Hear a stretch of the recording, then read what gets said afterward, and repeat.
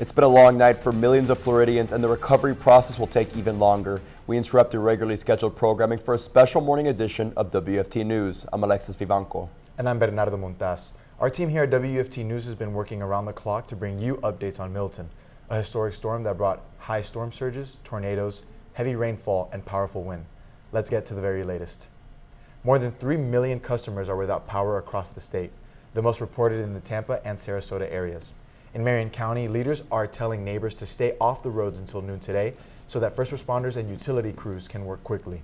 Any minute now, Governor Ron DeSantis is expected to give an update on Milton's impacts to Florida and the state's path to recovery. We plan to bring that press conference to you at any moment. We're continuing to do team coverage as Hurricane Milton leaves Florida. UF forecaster Matthew Clark has the new Milton numbers just in from the National Hurricane Center. Matthew, what do you got? Yeah, latest. However, it has moved offshore into the Atlantic Ocean. Wind still at 85 miles per hour, moving east-northeast. You can see the path that it took. It hit Siesta Key last night at 8:30 p.m. and it eventually made its way offshore at 8 a.m. this morning. We now have the update from DeSantis. We're going to toss you over there. Bay Area, Nature Coast, and spreading eastward along north of I-4 corridor towards Sanford. Isolated pockets of up to 18 inches of rainfall were observed in Pinellas and coastal Hillsborough counties. 5 to 10 inches of rainfall has been observed further northward towards Gainesville, along eastern portions of the I-4 corridor, and south of the western I-4 corridor towards Sarasota. Several rivers reached major flood stage, and major flooding continues along portions of the Hillsborough River, St. Johns River, and Little Wekiva River. Water levels are forecast to continue rising along northeast and west central Florida rivers and waterways, with many forecasts to remain within or reach moderate to flood stage over the next day or so. We had over 80,000 people that were into shelters overnight as the storm hit the state. We will better understand the extent of the damage as the day progresses. And you have people that are out there assessing damage right now. First responders have been working all through the night to help people who were in distress. And what we can say is the storm was significant, but thankfully this was not the worst case scenario. The storm did weaken before landfall, and the storm surge, as initially reported, has not been as significant overall as what was observed for Hurricane Helene. Right now, it looks like Sarasota County had the most significant storm surge, likely somewhere between 8 to 10 feet. And remember, with Helene, we had 15 to 20 feet up in Taylor County. Rescue missions have been underway throughout the night. State search and rescue teams report at least 48 individuals have been rescued as of 0630. National Guard search and rescue teams have worked overnight and successfully executed rescues of families and pets on the West Coast and from the destruction of the tornadoes in the central and eastern parts of Florida. The Guard continues to work into the morning and have 31 rescue aircraft operational and hundreds of rescuers engaged in over 125 active missions in 26 different counties. Over 6,500 soldiers are deployed throughout the state. Florida Fish and Wildlife Commission has made land and water rescues in Pinellas, Hillsborough, and Pasco County. The State Guard has also been engaged in search and rescue, assisting with floodwater evacuations as well as damage assessments. There are currently 3.1 million accounts without power. There have been 635,000 restorations since Hurricane Milton hit Florida. The areas that have the most significant outages as of this morning are Hillsborough, 75% out, Hardy, 97% out, Manatee, 82% out, Pinellas, 68% out, and Sarasota, 75% out. Of course, there are 50,000 plus linemen that have been pre-staged. A lot of what they'll do this morning is likely assess the damage and then begin restoration operations very quickly. And we appreciate everybody that's in that fight because that's very important for a lot of people. Cut and toss have begun at First Light by the Florida Department of Transportation. 328 crews are active in the field with over 350 pieces of heavy equipment and trucks. 150 bridge inspectors were dispatched at first light and have begun performing inspections to open bridges across the impact areas. As I put in my executive order, residents have a right to be back into their homes as soon as the roadways are deemed safe. In Tampa, the Gandy Bridge and Howard Franklin Bridge have been inspected, cleared, and are open, and inspections of the Sunshine Skyway Bridge are underway. There is debris on the Sunshine Skyway as well as the Courtney Campbell, but once that debris is clear, we anticipate those bridges opening later this morning. Other bridges are being opened as soon as the state inspections are completed. The Tampa Airport is repairing minimal damage and should be open no later than tomorrow.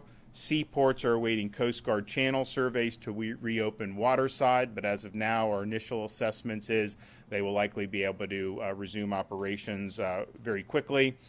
We still have a lot of school closures for today. I think Floridians should just keep in contact with their local officials about what that's going to be. I would imagine a lot of the schools that were not necessarily in the direct path of the storm will be open tomorrow. It may take a few more days for some of the places that were harder hit.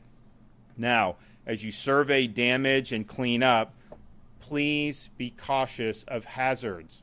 We have post-storm fatalities almost every storm, and a lot of these fatalities are avoidable. So please be cautious of downed power lines. Don't touch them. Don't remove tree debris that may be entangled with downed power lines. Standing water can conceal downed power lines and other hazards, so please be mindful and never walk through storm waters. Standing storm waters can also carry a bacteria that can lead to fatal infections. This type of infection was responsible for a fatality following Hurricane Helene, so please avoid wading through standing water. Please use proper ladder safety. Please use proper generator safety. Do not operate the generator inside your home. It must be outside, a safe distance from doors and windows. Visit Florida's emergency accommodation modules on Expedia and Priceline will remain available for those who are returning to their homes which were evacuated during the storm and sustained damage or in need of other type of shelter. So these models will continue to provide real-time hotel availability and lodging resources, making the experience easier for users. If traffic lights are out in your area, please drive with caution and treat each light as you would a four-way stop. And also remember, if you're going to use a chainsaw, be very careful with that. We have mishaps on that after every storm. We are extending the Hope Florida line for another 2 weeks at 24 hours, 7 days a week. So if you need assistance or resources post-storm, you can call 1-833-GET-HOPE, 1-833-GET-HOPE. Hope Florida's disaster arm, Activate Hope, is a program designed to help people find help following a disaster such as a hurricane. So you can call the Hope line. You can also visit the Hope bus, which will be in some of these areas very soon, and there'll be announcements about that. Florida Commerce and the State Emergency Response Team activated the Business Damage Assessment Survey in response to Hurricane Milton. Business owners can self-report physical and economic damage caused by the storm. Businesses can complete the survey online at floridadisaster.biz, floridadisaster.biz. Florida Commerce has also activated the Small Business Emergency Bridge Loan Program. We have $50 million available to Florida small businesses, and it's a zero-interest loan, very flexible repayment options. You can apply for loans of up to $50,000 through the program. Loans of up to $100,000 are available for agriculture and aquaculture small businesses, and loans of $150,000 are available for citrus and cattle operations. Again, these are short-term zero-interest loan. You get the cash in your hand. The repayment terms are very flexible. You can apply at www.floridajobs.org/EBL, floridajobs.org/EBL. We've also activated the Florida Disaster Fund for those who want to make tax-deductible charitable contributions that will be used to be able to help Floridians who are in need, and you can go to floridadisasterfund.org, floridadisasterfund.org, if you have any questions. We're going to continue to support all remaining rescue missions that are underway and that may be needed in the near future. We'll also continue to assess the damage that was done from the storm. We also anticipate that because of the amount of water, you may see flooding happen not just now, but in the subsequent days. But I think everybody responded very quickly. I'm proud of everybody's hard work. We got more work to do, but we will absolutely get through this. Okay, Kevin Guthrie. Good morning, everyone. Governor, thank you for your leadership time and time again. I know you and the State Emergency Response Team will lead the charge as we respond to and recover from this storm. Hurricane Milton officially made landfall. As you heard the governor say, the impacts from the storm are still being felt across north and east central Florida, even right now as that last banding train of rain starts to move offshore. Please, especially if you're in the areas, if you're in those areas of northeast Florida, the east Race Coast, Space Coast, please make sure you're sheltering in place until officials determine it is safe for you to leave. In the first 72 hours after a storm, there is a parallel effort to search, secure, and stabilize the area. As search and rescue missions continue in response to Milton, please do not go out and visit the impacted areas. You will be inhibiting first responders by doing so. Right now, we need those roadways clear for electrical crews, fire crews, EMS crews, urban search and rescue crews. We have 20-something urban search and rescue teams that will move into the area and do a door-by-door search. Even though, as you heard the governor say, this was not the worst-case scenario, we still had damage. And we're going to need to get out there and go door-to-door and make sure that everyone is okay. So please stay off the road. Listen to your local authorities for updates on when it is safe to go outside and when it is safe for you to return to your homes. I know a lot of people evacuated, and we appreciate that. Do not be in a hurry.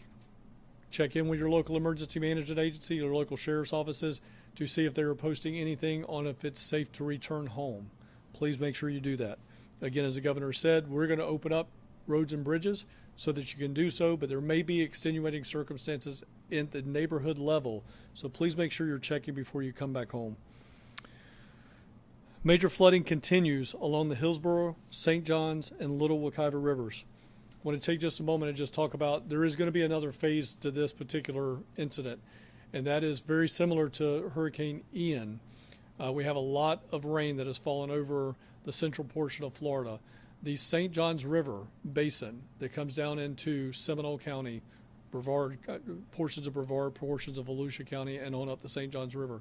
Those headwaters have experienced a lot of rainfall. That river takes about 45 days to completely flush itself out to the Atlantic Ocean. So what we're going to be seeing first is impacts down in the Seminole County and surrounding county area, and then you'll see that move up into Palaca, Weelaca, and then on up into St. John's, Flagler, Clay, Duval counties. So that's going to be a long-term effort when it comes to making sure that people are monitoring the situation on the St. Johns River, as well as the ones that I mentioned, the Hillsborough and the Little Wekiva. Some roadways are flooded, which is not a safe situation for anyone. Please do not attempt to walk or drive through floodwaters. Accidents due to floodwaters are 100% preventable. All you got to do is turn around. If you're sheltered in place or when you return to your home and you're looking at the damages around your home right now, do one thing for us. Take out your phone, take some pictures. Inside and outside. All four sides of the house, every room inside the house. What are things that you should be documenting? Make sure you're documenting just the physical damages, but then also, since this was a flooding event, we want to make sure that you capture those, what we call high water marks on your home. Do that inside and outside. For a point of reference, when you're on the outside of the home, make sure you get like the doorknob of the outdoor house. That'll give us a reference, a point of reference on how high that water got. If you're on the inside, make sure you have like an electrical socket or a light switch or, again, a door handle on the inside of your home in the picture so that we can get some type of reference as to how high that water is coming. If you're beginning the cleanup process, please ensure you're wearing the appropriate safety gear. Do not attempt to clean up hazardous debris or down power lines, as the governor has said. Report all of that to your local authorities. Do not cut any lines. Again, we do not need Florida man and Florida woman out there cutting random lines as they go. You don't know what is a cable line. You don't know what is an electrical line. And probably more importantly these days is you don't know what is a fiber optic line. Most of our 911 lines run across fiber optic. We do not want anybody cutting lines. Let the professionals come in here and identify what it is before it's cut. Remember, again, some roads are still dangerous due to flooding, debris, and potential downlines. Do not risk it. Let our crews get out there and get everything back up and running. For assistance after the storm, call State Assistance Information Line. Again, that's information only, 1-800-342-3557. Help is available in English, Spanish, and Haitian Creole. FloridaDisaster.org/updates for information on the web. And then, of course, follow us at FLSERT on X and Instagram, and Facebook at FDEM. That is the most trusted and fastest source that we have. We have several people helping us out on posting on social media, so that is going to be the best place and the fastest place to get stuff from us. Thank you, Governor DeSantis, again, as together we will overcome this storm. Thank Roger. Morning, ladies and gentlemen, and thank you, Governor DeSantis, for reestablishing and resourcing this state guard so we can deliver critical emergency response capabilities right to the point of need. Working alongside Director Guthrie's, General Haas, and Director Young's and the rest of his state agencies, personnel moving rapidly in order to save lives, rescue our citizens, and minimize human suffering. Throughout the night and this morning, our Special Missions Unit with search and rescue, K-9, paramedic, and swiftwater rescue teams moved throughout the most severely impacted areas between Pasco and Sarasota counties, working with local authorities to provide on-water and overland search and rescue and route assessment capabilities. Our maritime unit is also engaged with FWC with 10 boat teams and high water vehicle teams in order to expand the capacity of the local counties' abilities to conduct waterborne reconnaissance and search and rescue operations. Our aviation unit with Black Hawks and drones with live stream and 3D map rendering capabilities will be conducting air operations today in coastal and inland community areas in order to enable those local authorities to paint the picture and focus their resources. Ladies and gentlemen, we are laser focused on search and rescue operations today.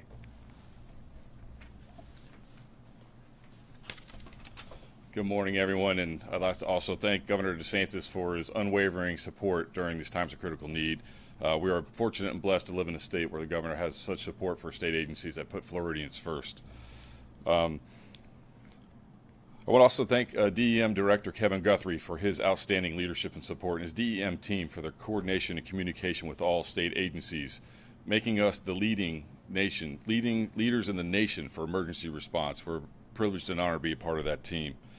Responding to hurricanes and natural disasters is what we do. As FWC officers, we have unique equipment, training, and support from Governor DeSantis and Director Guthrie to be able to provide immediate support in the wake of natural disasters and hurricanes. This is through the use of specialized equipment like shallow draft boats, airboats, swamp buggies, and other equipment to provide high water rescues. And that's exactly what we're doing right now. We have deployed 135 officers teamed up with the Florida State Guard, the Division of Finance Services CUT teams, Florida Ag Law, the Florida National Guard, and the Miccosukee Tribe Law Enforcement, and local sheriff's offices up and down the coast and across the state to provide search and rescue efforts to those in greatest need. Teams with these specialized equipment for search and rescue across the state are hard at work right now. Our search and rescue efforts are ongoing, and so far this morning we've reported over 42 rescues in several counties. In Pinellas County, we've had so far 7 land rescues, 3 water rescues, several welfare checks. There were 2 arrested for looting for battery on LEO with our teams in the Pinellas County Sheriff's Office, and 21 rescued from an apartment building.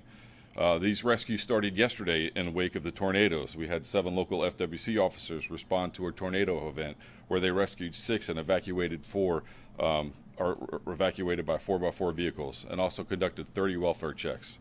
In Pasco County, operations are ongoing, responding to multiple intersections, clearing trees and debris, allowing emergency vehicles to access storm-damaged areas, and responding to calls for service. In Hillsborough County, there are several people assisted from a vehicle in a ditch, one pulled from a flooded vehicle, 3 individuals removed from a flooded apartment, and then there was another 100 evacuated at an assisted living facility, and another 20 evacuated from a senior list facility in Tampa. So again, these efforts are ongoing. They're ongoing across the state. Like Director Guthrie said, there is going to be flooding events across the state in central and northern Florida. So please be aware, if you're in a flood-prone area, be aware of this. Our teams will be able to respond and alert all through the state throughout this time. So again, I want to thank Governor DeSantis for his leadership and support, and FWC is here to work with our partners to make sure that the Floridians are safe during this event. Thank you. So we'll continue with the rescue operations as needed. There's a lot of damage assessments that are going to be going on today, and we're very obviously supportive of the power restoration operations. We're glad that all those folks were staged, and then also just ensuring that fuel is flowing. Hopefully we get our gas stations and big box stores and everything open very quickly. I'd imagine that will likely happen, and just get people back on their feet, and that's going to be our focus. Okay, any questions? About Pinellas County, it's my understanding that deputies there are restricting access into the area. I don't know if you have any insight into that, or I don't. I mean, we're going to open the bridges. I know a couple of them are open. The other 2, there's going to be debris that are going to be removed, and those bridges will be open. You just heard from Governor Ron DeSantis providing an update on the rescue and recovery efforts from Hurricane Milton. He touched on the large amount of power outages happening across the state. For the most part, one of the big concerns has been storm surges and other natural disasters that have come about through the arrival of Hurricane Milton. Flooding, of course, being a concern for the most part. Over 19 tornadoes have been confirmed in the state of Florida as of yesterday, and for the most part, something to keep an eye on.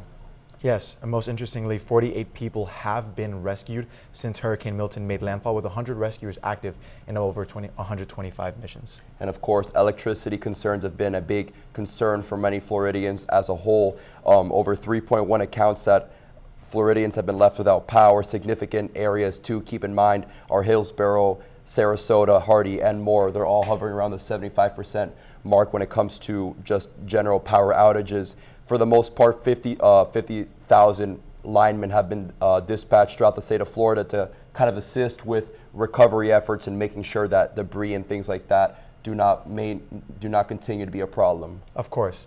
As of earlier this morning, over 70,000 customers are out of power in Marion County, with Seco Energy and Duke Energy experiencing the largest outages.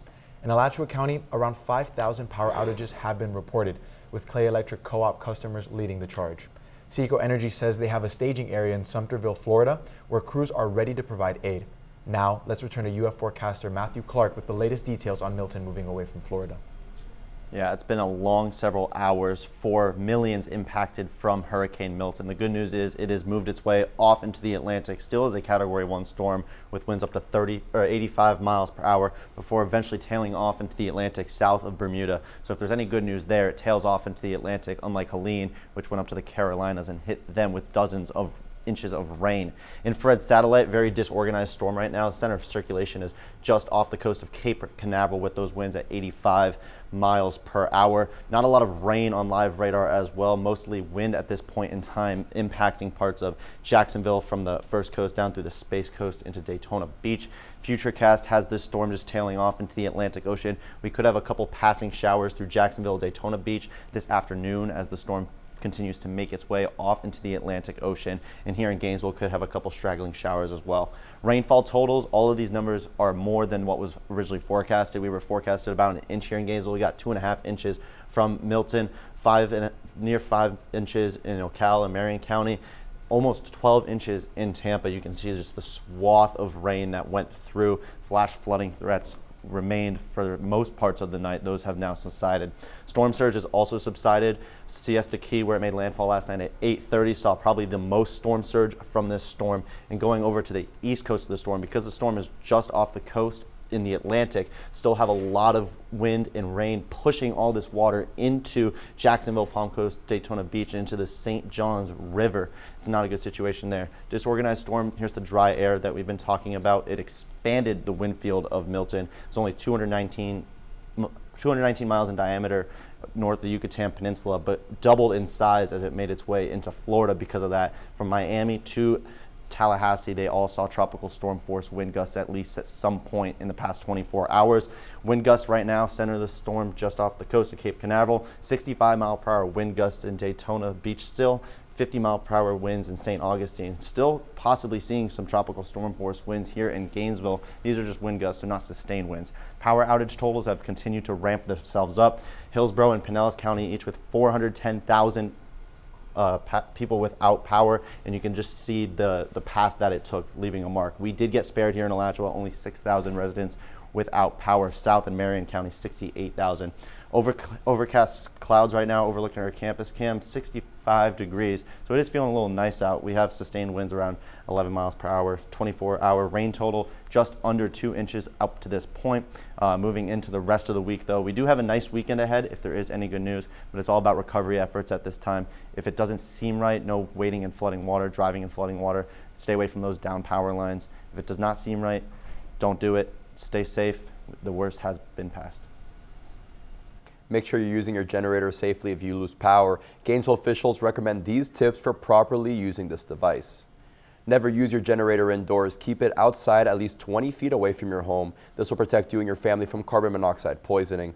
Keep your generator dry and covered so it doesn't break or cause electrical shocks. And you can avoid overloading your generator by giving it periodic breaks. You'll need to be careful of stoplight outages when you get on the road. Gainesville officials are reminding drivers what they should do when they come across these signals. If you get an intersection with a traffic light outage, treat it as a four-way stop. When a signal is flashing red lights, it should be treated as a stop sign. And if a signal has flashing yellow lights, drivers can proceed with caution when traffic permits. Marion and Levy County officials are asking drivers to stay off the roads until noon today so crews can clean up roads.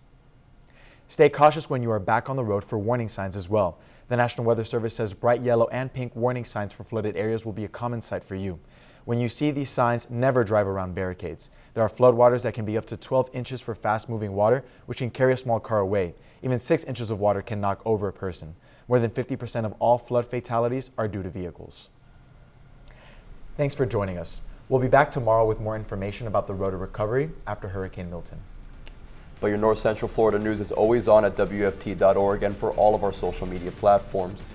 Have a good night.